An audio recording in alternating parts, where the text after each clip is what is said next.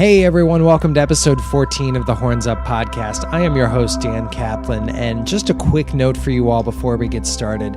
As you'll hear in my Horns Down segment this week, I went on a bit of a rant against the MTA and the Long Island Railroad for the proposed transit strike that was set to hit the New York metro area this weekend.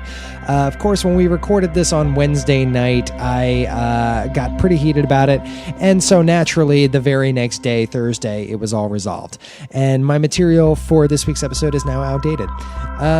These are the hazards of a 2-day delayed recording schedule. I apologize to you all if the obsolete material is enough to get some of you to stop listening. I sincerely apologize. For the rest of you, I hope you will enjoy.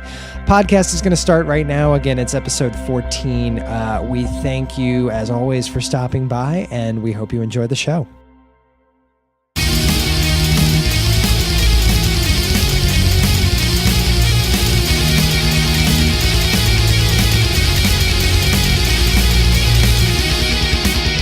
Hello, everyone. Welcome back. It's episode 14 of the Horns Up podcast, your weekly heavy metal conversation. I am your host, Dan Kaplan, coming to you as always from Brooklyn, New York.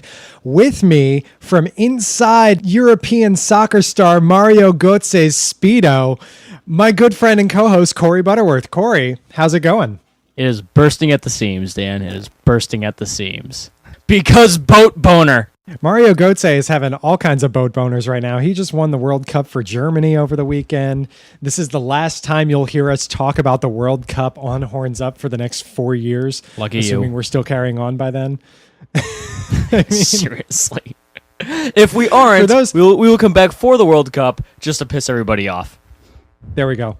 For those of you who aren't aware, Mario Götze is a European soccer star. He plays for Bayern Munich, probably the best German soccer club out there.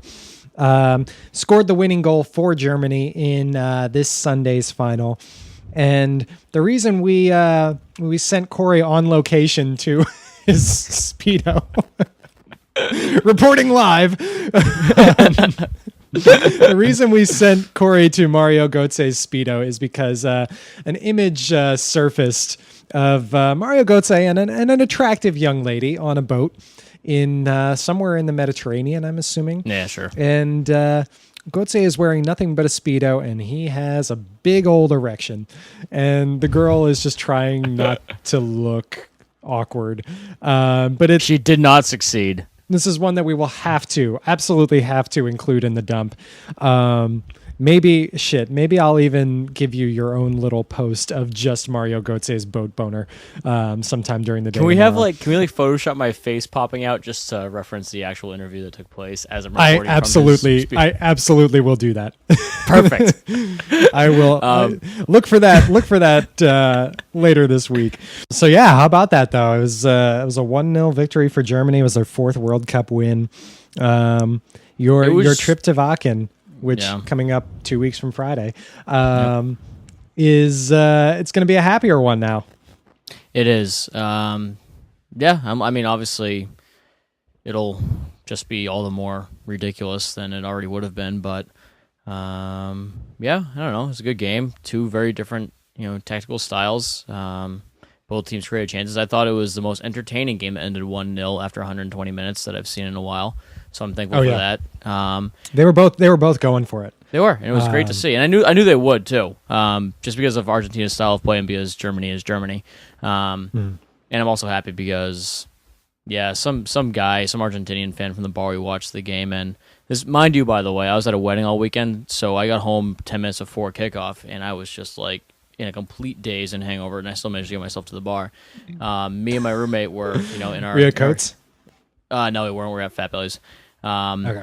Yeah, me and my buddy were my roommates. We had our kits on. We were upstairs watching it, and of course, this one guy in his Argentina t-shirt walks up right after Götze scored, and he's just like, "You're just a bunch of fucking Nazis." And then he proceeded to get thrown out of the building. Fucking moron. Oh, jeez. Some people just can't handle the heat. What can you say? Yeah, exactly. So yeah, that was fun. I was excited. I had a good time watching the game, and then obviously once I had come to terms with the fact that we were done with World Cup for 4 years, Still sad. Helping me get over that though, we did on Sunday night. We did a live tweet of it was a fun time. Us and Chuck and Godless from the Metal Sucks podcast, Bruno, Steve, and Seb from Canadian metal blog Boulevard Brutal. Yep. We all got together and we did a live tweet of the debut album from Baby Metal. Now, have you listened to Baby Metal at all, Corey? Absolutely not. So please enlighten me. You're probably all the better for it. Baby Metal is a Japanese, the foundation of the band is metal. And actually the metal musicians in the band are quite talented and have good musicianship throughout. But they take these three teenage girl J-pop singers and set them as the vocalists. And the result is it sounds like Pikachu kind of singing over some pretty hard-hitting, intense metal stuff. It's bewildering. And the whole purpose of the live tweet was just to try and figure out, these guys are actually making it pretty big. They're going on tour with Lady Gaga for some reason. Jesus. And we were just confused by this, and we wanted to figure out what exactly was going on. Suffice it to say, most of it was mediocre at best. Yeah. It did have its moments though, and we had a good time with it. Again, big thanks to Chuck, Godless, the Metal Sucks team, Bruno, Steve, and Seb from Boulevard Brutal. It was a lot of fun having those guys on board, and we had a really good time with it. So, our tweets are archived. You can check #Baby Metal Party from our handle at Horns Up Podcast. But yeah, it was a good time. A rousing baby metal party did we have. I got some Morbid Angel jokes in there, so it was worth it. Perfect. That's all we can ever ask for. Yeah. Anyway, let's move into our regular content for the week now that we're about 5-6 minutes in and haven't actually gotten to our proper routine yet. There is no routine in juggaloism. This is true. Kick things off. Let's go for some headlines. Right off the bat, we have news earlier this week from the Brooklyn 8th grade metal band Unlocking the Truth. These guys, I think they're from Crown Heights, if I remember correctly. They signed a record deal with Sony Music that could be worth as much as $1.8 million. Again, these kids are 12, 13 years old, 8th grade. Now, a lot of people have reported this deal as a flat $1.8 million, not really having any understanding as to how it works. That's not necessarily true. The kids are going to get a $60,000 advance for their first record. The rest of the deal does not kick in unless that album sells 250,000 records. Which, after that point, their advances will then go up to 6 figures per album. So, not a bad deal for some 8th graders if they get to that point, Yeah, I mean, but unfortunately, the only thing that they really have going for them is hoping that, people kind of buy into this a little bit, because let's face it, what 250,000 units? I mean, dude. Well, that's a calculated gamble by Sony. To put it in perspective, I think we look at those Metal by Numbers posts at Metal Insider all the time. I think the FFDP albums, I think they're just getting to 250,000 copies now, right? And they've been on the charts for a while now, almost a year. Yeah. And they're a more established band.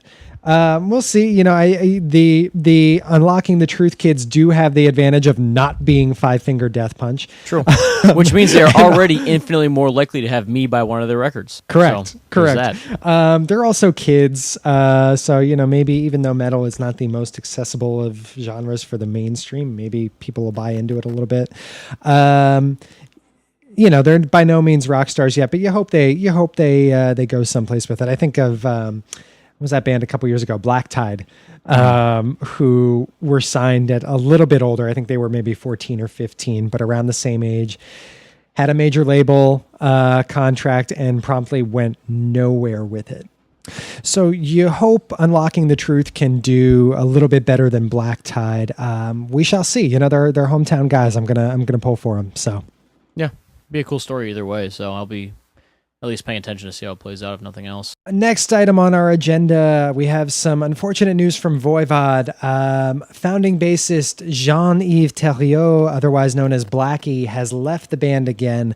Blackie was the band's founding bass player, was in the band from 82 through 91, but rejoined in 2008, appeared on last year's album, Target Earth.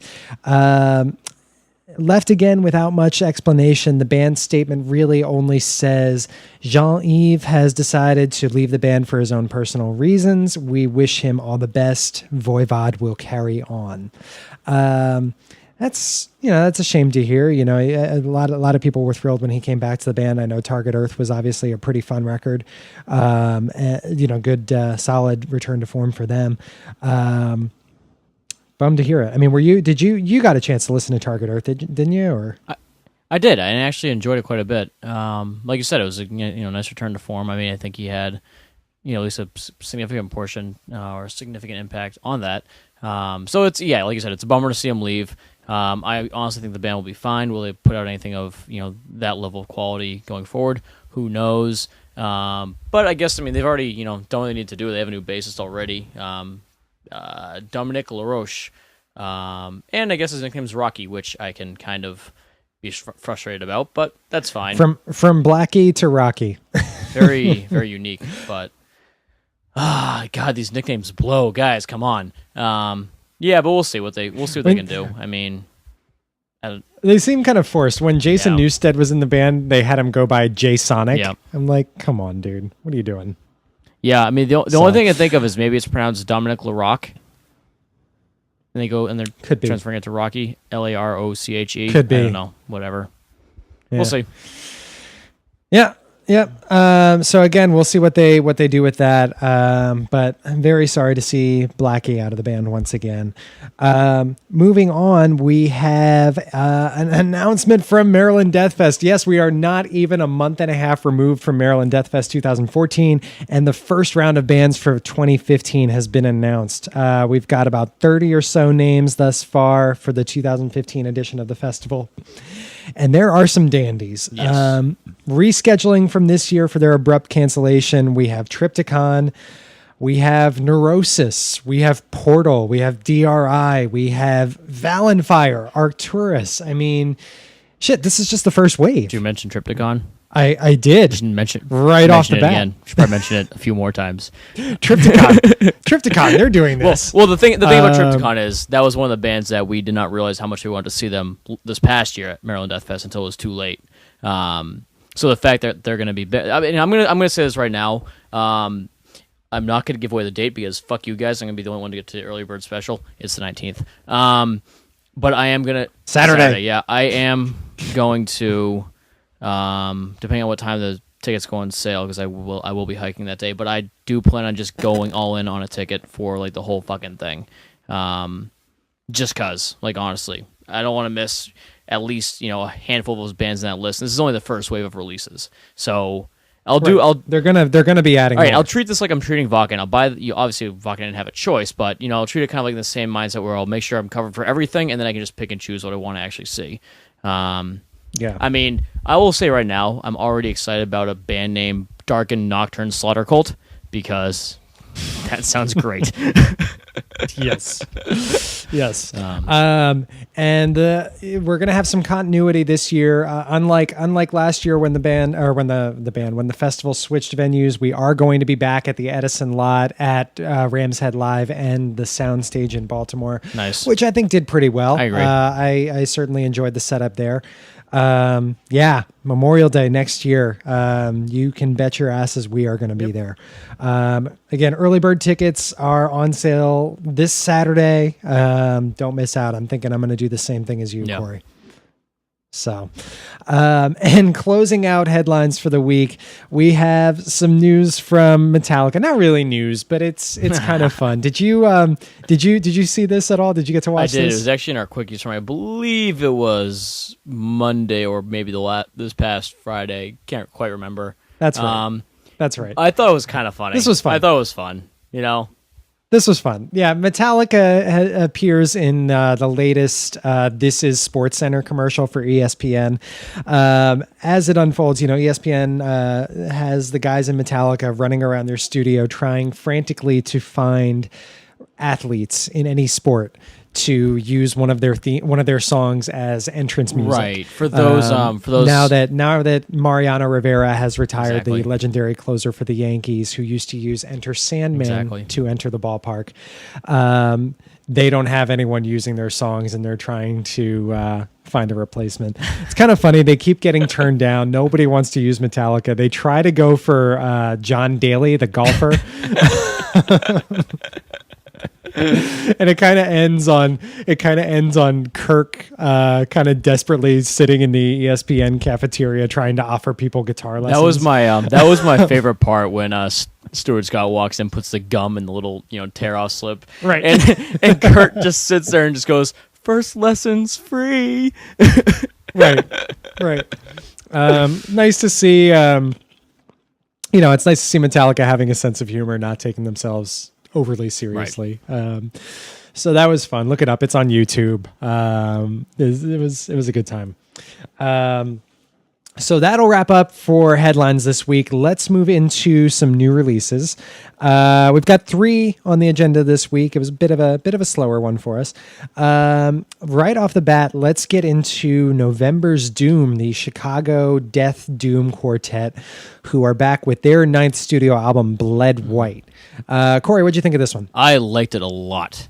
This is one of the better albums I've heard this year, and that's some pretty high praise considering some of the stuff we've already seen come out this year. I thought it was a bit of a long album, but it didn't really feel that long. I mean, an hour and 8 minutes took me a while to get through it, but I was interested in it from start to finish, really. I thought there was a good mix of the melodic singing and the death growls, like the heavier riffs, but then like the juicier, like the cleaner leads as well. I really liked how they maximize that contrast. Right, exactly. And it's not something I really expected from primarily doom metal band. I mean, the first 2 songs on the album, Bled White followed by Heartfelt, just they just pulled me in, and I was kind of just stuck from there on through the end of it. Heartfelt. I'll say this right now. Heartfelt's one of the better metal songs I've heard all year. I'd agree. I loved the hell out of that thing. Yeah. So it was something else. Just Breathe was good too. The one thing that really got me was the Memory Room. Yeah. That kind of like slithering intro riff that they use. Oh my God, I was all about that. They just do a lot of things, and it's like the way I like my doom metal to sound, which is very layered. Very just, I don't know, it like envelops you in the sound, and it just sucks you in, and it's great. It's a great album. A band I was previously completely unfamiliar with, so that's my fault. But yeah, definitely got me hooked. Definitely a bandwagon. But definitely. I'm right. I'm in the same boat. Definitely one I will be exploring the back catalog for going forward. Again, question. The band is November's Doom. The album is Bled White. Check it out. Really, really, really good stuff here. Next up, we have a new one from Gravedigger. We have an album called Return of the Reaper. It's the 17th album from the German heavy metal quintet. Always been big in Germany, never really quite made it over here in the States. Right. But what'd you think of this one? I think it never made it over, that much over into the States because we've got enough of it, frankly. I thought it was, I mean, these guys have been doing it forever, like you said. I think they're formed like 1980, so we're talking, 34 years. I thought it was a kind of a fun listen. I mean, it was all of the cheese, and I mean all of the cheese. But I didn't mind it that much. I don't know. It was exactly what I expected it to sound like, really. It was just kind of like a classic heavy metal, a little bit of thrashiness. Nothing super interesting, but nothing super, bad. It kind of reminded me of, it kind of reminded me of going back a few weeks when we listened to that Tankard album. Sure. It was like, obviously different kind of music, but it was like, Tankard's gonna tankard. Yeah. It was exactly what you would expect. Nothing you didn't. Gravedigger, in turn, Gravedigger's gonna grave dig. I'm with you. I thought it was fun. There were some really catchy moments. I liked the early on. There was a track called Hell Funeral that was good. Yep. The song Dia de los Muertos has some fucking awesome cowbell. All I could think of was Christopher Walken and Will Ferrell when I was listening to that song. Yep. It kind of reminds me. I don't think it's quite as good, but it kind of reminds me of like what Accept is doing nowadays. Very much, like a classic sound, slightly, modernized, but, straight ahead what you'd expect from them. Sure. Again, the album is Return of the Reaper. Is it going to be on my year-end list? Probably not, but nothing terrible. It's a fun listen, so check that out now.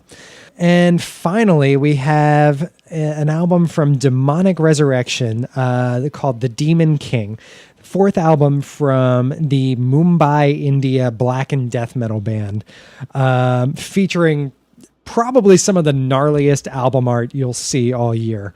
I'm sure you can vouch for me there. This thing looks like a mother. Yeah, it's really cool. It's and knowing me and my hard on for awesome album artwork, it's right up there for me this year. Kind of reminds me of like Sauron from Lord of the Rings, a little bit. Yeah, definitely has some like Middle Earth type stuff going on. It kind of was like if Mastodon, if Once More Around the Sun and J.R.R. Tolkien had a baby. Yep, that would be this album cover. Yep, and I'm totally okay with it too. But now that we've analyzed the artwork, what'd you think of the actual music? Seriously, Christ, priorities here. This one might actually end up pretty high on my list at the end of the year. I actually really, really enjoyed it. I know it's kind of, the Demon King. It was kind of, Demonic Resurrection, considered more of like a death metal, but it wasn't really. At least as far as the definition that I would consider black and death metal. It did a lot of different stuff.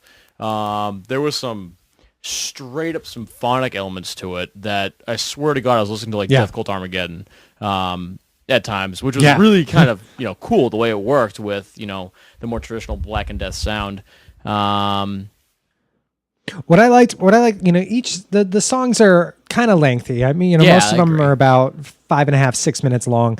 And what I loved that they did was they were just really good at shaking things up. You'll be about 2 minutes into a song, you think it's going one way the entire rest of the way, and then they just completely go back to the drawing board, introduce some completely new elements, and change the feel altogether. And I think they really did it tastefully for the most part. You know what I mean? There were a lot of transitions. There were a lot of there's some time changes. They had a lot going on, but it didn't listen like there was a lot going on. It listened in a very cohesive way. They covered a lot. It was all somehow still fluid. I don't know. Again, much like the Bled White album from November's Doom, it kept me interested. There were a couple songs in the middle that seemed to, I kind of, sort of, I guess you can say a little bit got the picture of. But overall, I enjoyed it start to finish. I really did. Really good musicianship. I liked, I liked how they would blend the guttural, like the Cookie Monster death vocals, and then the cleaner, more harmonizing ones. Sort of reminded me of like a heavier kind of Scar Symmetry type thing. Sure. But yeah, just they Demonic Resurrection uses contrast to its maximum effect here. I think they did a really good job playing sounds off each other. And I enjoyed the hell out of it as well. So if Behemoth and Aborted are your definitions of black and death metal, this isn't that. This isn't going to be it. I mean, it's billed as black and death metal, and there are elements of that, but They pull from all kinds of different backgrounds. I really enjoy it. I did. Yeah, agreed. So again, the band Demonic Resurrection, they're from Mumbai, India. And the album is The Demon King. Check it out now. It's out on Candlelight Records. So that will wrap up new releases for the week. Let's do our thing. Let's go back into some old releases. Funny, I mentioned Scar Symmetry, kind of a heavier kind of Scar Symmetry sound for the Demonic Resurrection record. Corey, your retrospective for the week happens to be Scar Symmetry, does it not? It does, and I honestly couldn't remember if I've used this in a retrospective before, and then I kind of got to the point where I just didn't give a shit whether I had or not. If I must be so blunt. I went with Dark Matter Dimensions, which was their fourth studio album, and personally my favorite. It was the first one I picked up, and for some reason I tend to go back to this album every summer. I don't know, it's just such an easy, fun listen. There aren't really any songs I don't like off of it. There is one that kind of annoys the shit out of me, and that Which is, one? Which one? Shit. It's Mechanical Core Cybernetics. Okay, that one, okay, it's unminutes, I think, and I just don't dig it that much. But start to finish, this is I really enjoy it. Like I mentioned, I picked up actually when you guys were up here for the Mastodon Opus show. Okay, whenever the hell that was at Bull Moose. that's right. I remember that. Yeah, that was a thing we did. But no, it starts off with I mean, this is a kind of a it's like you said, it's like a cheesier version of what we just listened to, but it's got the Iconoclast, which is a very very catchy intro song. Consciousness Eater, Numenon and Phenomenon, Sculptor Void, my favorite. Yeah, there really aren't any bad songs in the album. Frequency Shifter, which is a song that really got me into these guys. I mean, they've put out stuff before and after this. I mean, you go back to like Pitch Black Progress, Holographic Universe, which some consider their best album.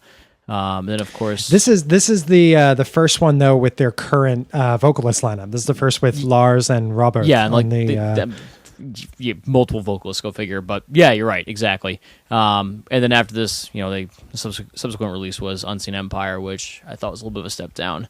But this was their pinnacle for me. I really like this album, and I don't know. Like I said, every summer I kind of go back to it.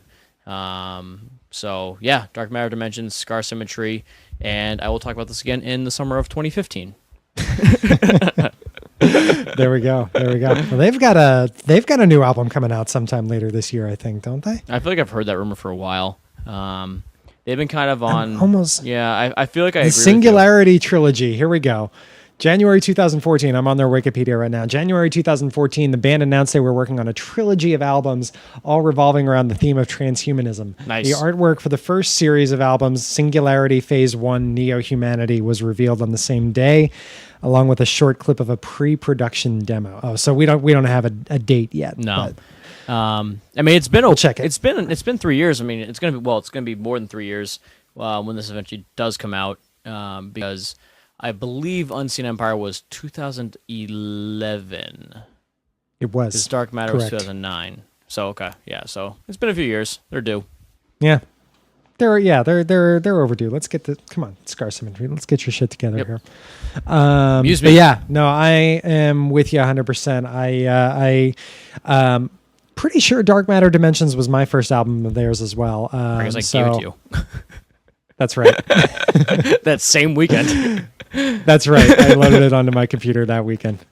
Memory is a funny thing. But yeah, good stuff. Definitely a fan as well.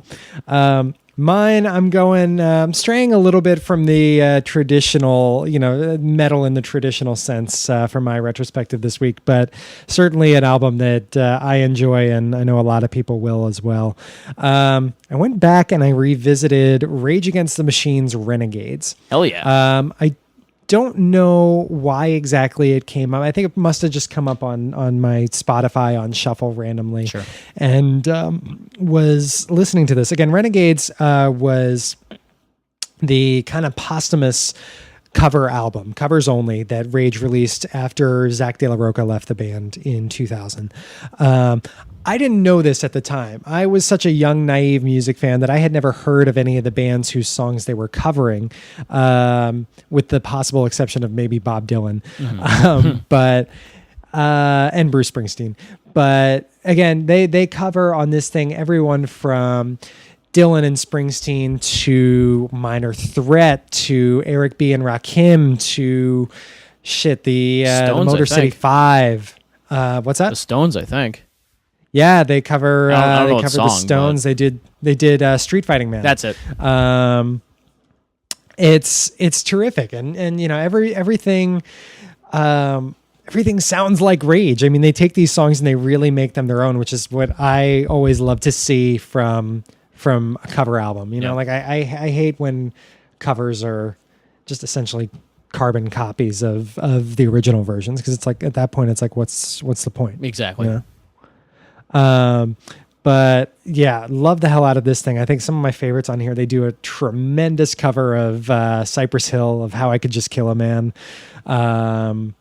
The Stooges. I mean, this is just great. And as much as I love this album, I really hope that it's not the last thing that Rage ever does. I don't mean to say that this is bad, but I mean, shit, the band's been back like together, quote unquote, for now, 7 years, playing the occasional festival date. Yeah, I mean, they're playing the occasional festival date, but come on. The political climate, as fucked up as we are. I mean, I understand you don't want to fuck with your legacy, but as fucked up a political climate as we have right now, how can Rage not want to record some new shit? This is what made you. I mean, no, I understand. Besides, these guys will always have their place. They really will. And you just hate to see some of these more like timeless bands. And yes, they weren't around forever, and their reunion's been pretty much just playing their old stuff. But you still don't want their last release in their discography to be a cover album. Again, not that to say it's a bad one by any means, but still, you know what I mean? Yeah. You like to see the last release be some kind of more original material, but we'll see. Yeah. I gotta say, they're one of those bands. I mean, shit, their first album is now 22. Yeah. Renegades is 14. This shit sounds as good as it did when it came out. Mm-hmm. I mean, Battle of Los Angeles is 15 now. Yep. And I could still go back and listen to that thing, and it sounds as fresh as it did when I was in 5th grade. Yes, I just dated myself, folks. I'm old. We suffer from some age, but not much age. Yeah. But at any rate, that is my retrospective for the week. Rage Against the Machine, Renegades. As cover albums go, there aren't many better ones out there, so check it out. Yep. So that'll wrap up retrospectives. Let's close it out with our usual shit. Let's do horns up and horns down. Corey, what's been going on this week? What have you liked this week? What's your horns up? Christ, well, I mean, we already covered the World Cup. We know how I feel about that. Correct. We already covered the fact that I'll be in Germany and, from this air date, less than a week. I mean, I guess I could say my Bayern tickets for the team presentation just got in the mail. It got here in less than a week, and it came from frickin' Munich. That's pretty damn cool because German. So now, what is the team presentation like? What is that exactly? So basically, it's like the best way I can describe it is it's the easiest part to describe is there's an all-star game. Old school Bayern Munich All-Stars, guys that played in the 90s. We're talking Oliver Kahn and keeper. I'm sure Klopp will make an appearance. That kind of stuff. They'll be playing like a Man U All-Star team of similar type players. So that's like the fun part at the end of the thing. Beforehand, it's more or less like early on at 4. It's like a meet and greet. If you feel like standing in line for 4 hours, which I intend to do. And it's like it's really just like a presentation. You know how like when the Heat introduced their whole team of 3 players when they signed the Big Three? Kind of like that, but with everyone. We're going to win not 1. Not 2. Not 2. Yeah, exactly. Not 3. Yeah, the thing is like Bayern yeah, you're Munich, right, not 3. Right, but Bayern Munich says that for the amount of trophies they win per year. Not 1, not 2, not 3. Oh, man. But no, it's basically just like a really interactive thing with the fans and the team.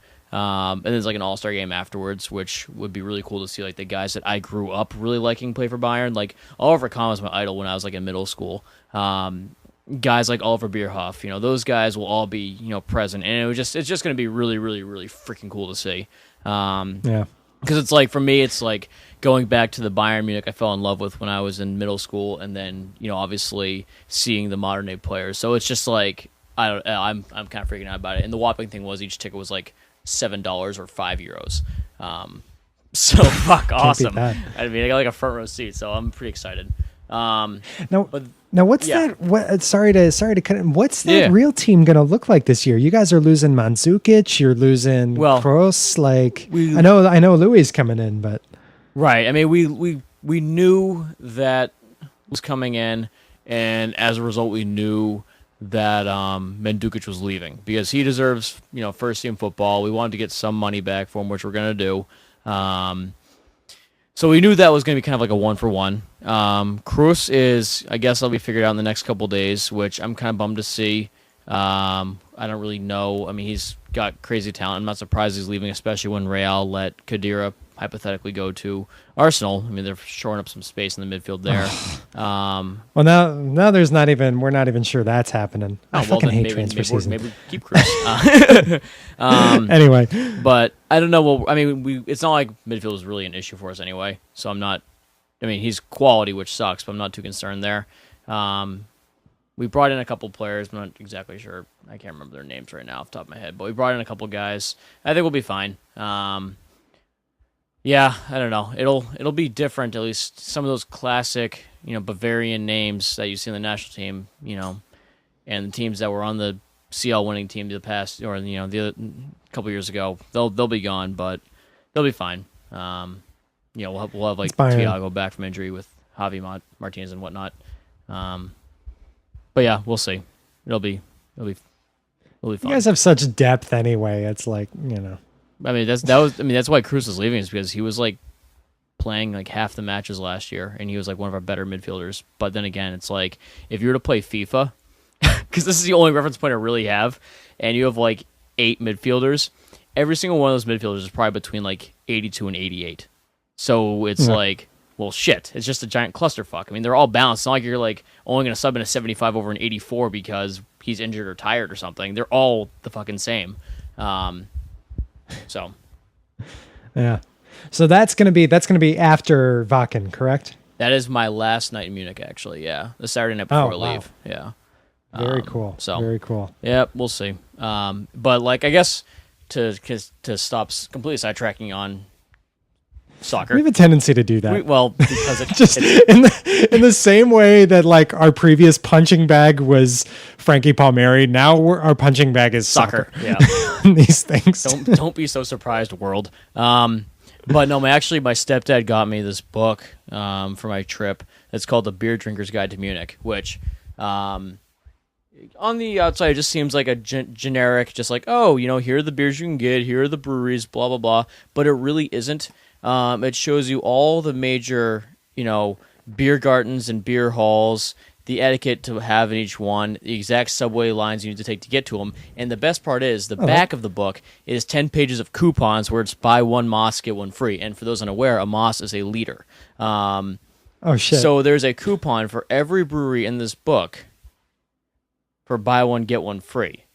Which means, well, that's pretty awesome. Yeah, is it $20? You're gonna be drinking a fuck ton of beer that trip. You remember when we were at the beer hall in New York City, and I tipped $3 on a $70 bill because I had like 4 liters of beer in that one sitting? It'll be like that most days. In my defense, I can barely see the pen hitting the paper. Just don't hurt yourself. Yeah. It'll be fun. So that's kind of a fun little read to bring with me. But that's my primary horns up, is the discovery of that book. So, and that all begins 1 week from Friday. Correct. So, good stuff, man. Good stuff. Well, we're gonna have to episode 15. We're gonna have to do a proper sending off of sorts. Yeah. For 2 weeks away. I don't know what the fuck I'm gonna do. We'll get there, but we'll see. We'll figure it out. Well, dude, I don't know what I'm gonna do tomorrow. So I mean, we got plenty of time to figure that out. Yeah. Fair enough. Anyway.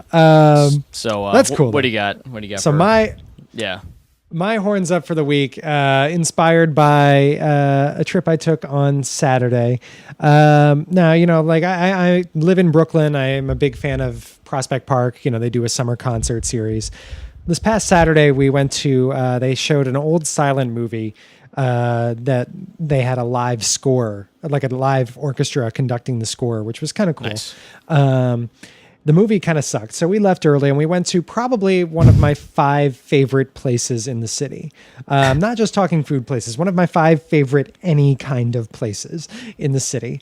And I am talking about the Ample Hills Creamery, which is in Prospect Heights in Brooklyn.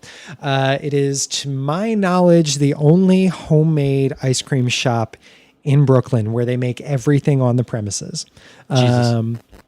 Small operation. They've only been around about as long as I've lived in New York City. In fact, I think they opened the same weekend. These guys opened Memorial Day Friday, 2011, had to close by Monday because they had sold out their entire stock, 140 gallons of ice cream. Oh my God. So yeah, they're good. They're good. And what I love about Ample Hills is you can get your standard flavors there, but then they have a bunch of like different flavors, more out there flavors. Case in point, this weekend we went after the silent film thing, and I had one called Snap Mallow Pop, which was a giant Rice Krispie treat flavored ice cream. They have marshmallow. They have chunks of Rice Krispies in the ice cream. It's just heaven. It's wonderful. You can get stuff there. They have flavors called like ooey gooey butter cake. They have one called breakfast trash, which is like, it's like a plain vanilla base. And then it's like the effect of when you have Lucky Charms or Fruit Loops and your milk gets all discolored. They flavor that vanilla base with that and then add chunks of cereal to it. Jesus It's Christ. fucking amazing. This place, general rule is the weirder the flavor sounds, the better it is. And they never disappoint. So very much enjoyed my trip there this past weekend. That is my horns up. I'll eventually find my way over there. You have to. I've yet to do so. And yeah, it's kind of funny because I discovered, not to that kind of popularity, obviously, but a similar unique ice cream place in Portsmouth. And unfortunately for me, see, the thing is, like, I haven't actually cooked a meal since summertime rolled around. Every dinner for me has been downtown because I'm a piece of shit. And this ice cream place is on the walk home from pretty much everywhere I'm willing to eat. And my roommates and I have just like, it's kind of like Alpha Sigma saying against senior year where everybody was just like, and I mean from senior year where everybody was just kind of like, let's just go drink a beer and be dumb. And that's kind of what's happened all summer. So like every time we go there, we house at least an ice cream a piece, and it's just like we always get something different. They have like a butt ton of flavors, and I've had everything from, which I don't know what, I think it's probably similar to like your cereal ice cream where it's just like a conglomerate of color, but it tastes like Lucky Charms was turned into a cream, or something like that, and it's just like the most ridiculous thing ever. It's been a bad trend of summer, so I can understand an interest in ice cream this time of year. Yeah. Luckily, for me, it's a bit of a trek from where when you're coming from Prospect Park, it's not bad, but from where I live, it's a bit of a trek to get to Ample Hills. Yeah. So I don't have to deal with that temptation that often. So it's more of a destination, this kind of like a place that's convenient. Yeah. Exactly. Although we did just get, I'm not going to pretend it's anywhere near as good. We did just get a froyo place on my corner in Sunset Park. And, that has been a blessing and a curse. Yep. At the same time. It's like one of those things like the handles where you like a 16 handles or like an orange leaf or something where you walk in, it's like a bunch of different handles with each one's a different flavor and they give you a cup and you just go to town and then you add all your butt ton of toppings. Yeah, those are deadly. Yeah, exactly. Those are fucking deadly. Exactly like that. So yeah, that's been fun. But yeah, suffice it to say, my horns up is ice cream from Ample Hills Creamery because fatty. We're fat. Yeah. Yeah, we're fat. We know that. So anyway, let's do the flip side. What do you got for your horns down this week? Honestly, my horns down isn't so much a thing because this is a thing I love very, very much, but it's my relationship with iced coffee. Fucking iced coffee. All right, so in the wintertime, I have my cup of hot coffee in the morning, and I'm usually good for the day. Iced coffee for me, like my problem is when I'm at work during the summer, on weekends, whatever, at home, when I'm thirsty in the summer, I don't go for water or iced water. I say, why would I drink cold water when I could drink cold water, be refreshed, and be more caffeinated? So it's turning into a really, really bad situation. Work for me is why have nothing when you could have drugs? Exactly. This is why our country's so great, because we can have drugs.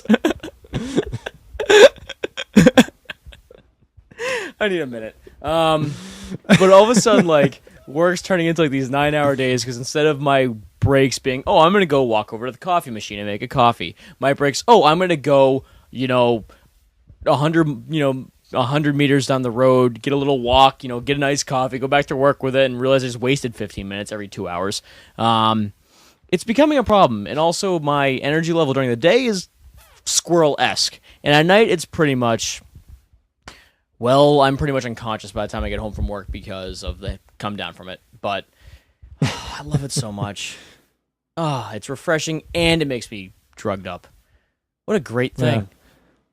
Yeah. My coffee intake has been so weird lately because going back, it's a couple months ago now. I had one weekend because I only ever drink coffee at work. Sure. During the week. Right. And I only really have like a cup, at most 2 per day. Yeah.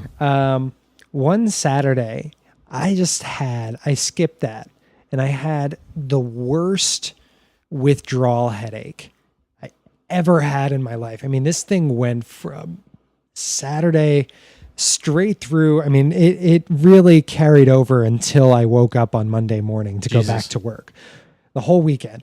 And I was just like, I need to get off this shit. With very, very few exceptions, at this point, I'm doing almost exclusively decaf, which sucks. It's like so lame especially going to a coffee shop and ordering a decaf coffee. It's like, what the fuck's the point? No, it's like going to a bar and asking for a fucking for an O'Doul's. Jesus. I'm fully aware. I love the taste of it. I like the taste of coffee, and I don't want to give it up altogether. So, yeah.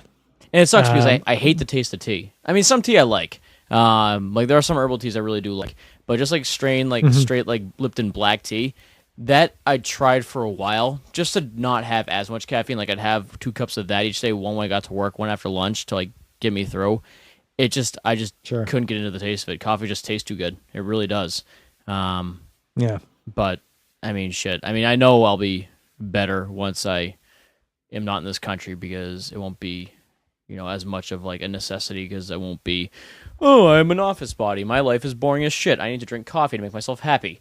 Dude, you're going to be running on pure adrenaline for that entire 2 weeks. That's what I'm saying. Like that, I think simply being in Germany is going to be like cocaine for you.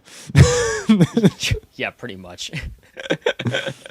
I want you to just be running around constantly photobombing people's conversations and yelling, Germany!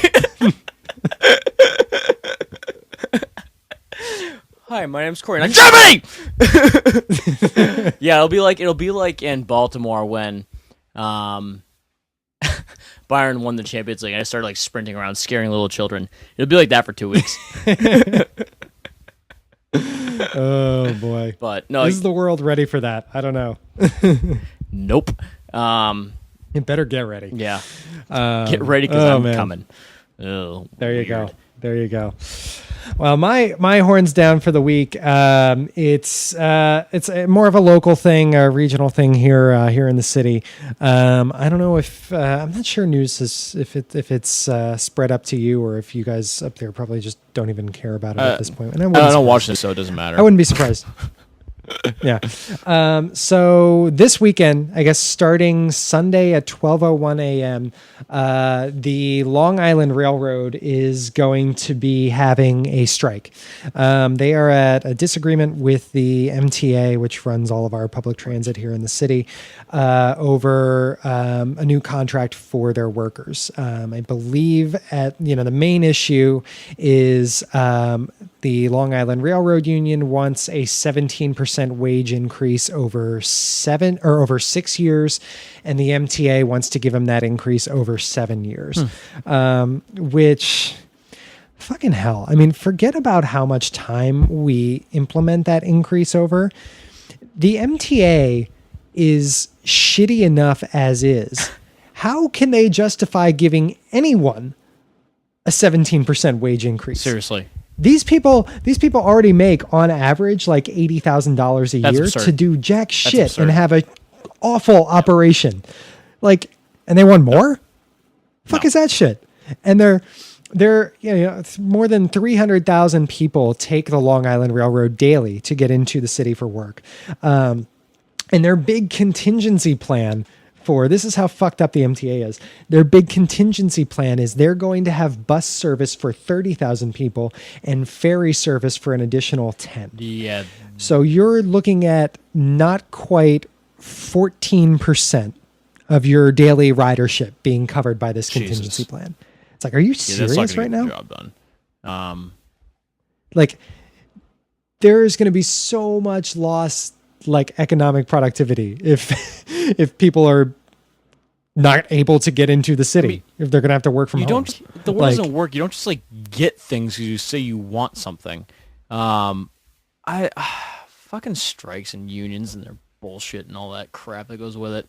I mean, honestly, like here's the thing. I think like in principle, I think unions are a good idea, but just they always end up with too much power. Well, no, here's the thing. Unions are a good idea, but people are shit. And so when you take people that are shit with unions that are a good idea, you turn good ideas into shit.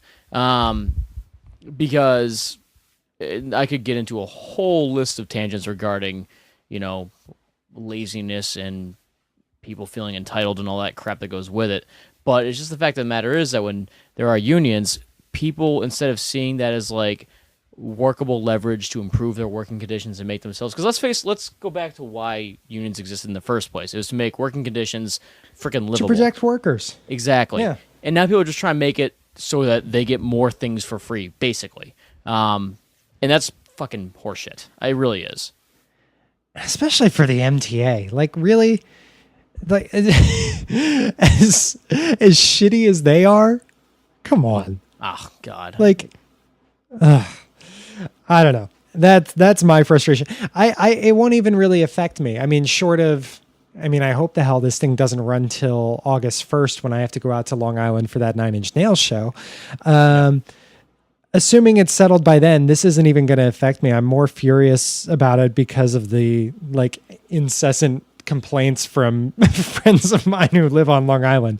But figure your shit out, folks. Come on. Like, I don't know. I don't know. I'm done. I'm done. That's my horns down for the week. The MTA LIRR bullshit that's going on effective. Dan's horns down, not drugs. So that will, unless I'm mistaken, that will wrap us up. Episode 14. I guess I'll remind you, we have, obviously we have a dump coming out tomorrow with all the content that we couldn't show you today. We're going to have a Sunday side splitter, and we are going to have a new top 10 from Corey as well. Yep. So check all that out. That's going to be available on the blog, hornsupmetalshow.com. Also, like us on Facebook, facebook.com/hornsuppodcast, and follow us on Twitter @hornsuppodcast. Who knows? You might just catch another hashtag baby metal party. You won't. Maybe not. Maybe we'll have another kind of hashtag party. No, but seriously, go to the goddamn Facebook page. Go like our Facebook page. We share stuff. God damn it, people. Go to Facebook. It's fun. Facebook. It's fun. It's a book of faces. Facebook.com/hornsuppodcast. Do it. So yeah, again, subscribe to us on iTunes. We're on iTunes. We're on Stitcher. We're on YouTube. Any way you can get your hands on the podcast, do it. We really appreciate it. So with that, for Corey Butterworth, I am your host, Dan Kaplan. Thank you as always for stopping by this week. And remember, live, love, plow, horns up. We'll see you next week.